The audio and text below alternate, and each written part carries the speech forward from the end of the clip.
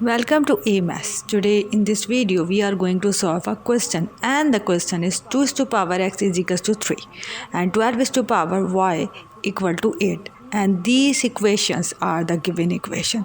I am representing this equation, which is 2 is to power x is equals to 3, as equation number 1, and 12 is to power y equal to 8 as equation number 2.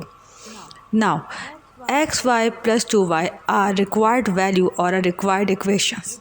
It means that we will solve these two equations for this equation, which is xy plus 2y. So in order to solve these equation to get this answer, in the first step we should multiply 2 square on the both side of equation 1. As a result, we will get 2 is to power x into 2 square equal to 3 into 2 square. Now, this equation or this side of the equation can be written as 2 is to power x plus 2. How? Simply, as we know that from the basic rule of algebra, if two different exponents having the same base, then it can be written together with one base. And this expression which are staying on the right side of the equation will be equal to 12, because 2 square will be equal to 4 and 4 multiplied by 3 will be equal to 12.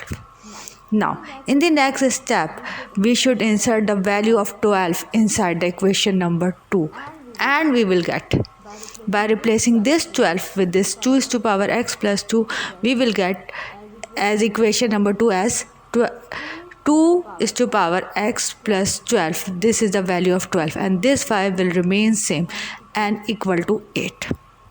Basically, we inserting the value of 12, or we replacing the value of 12 inside the equation number 2.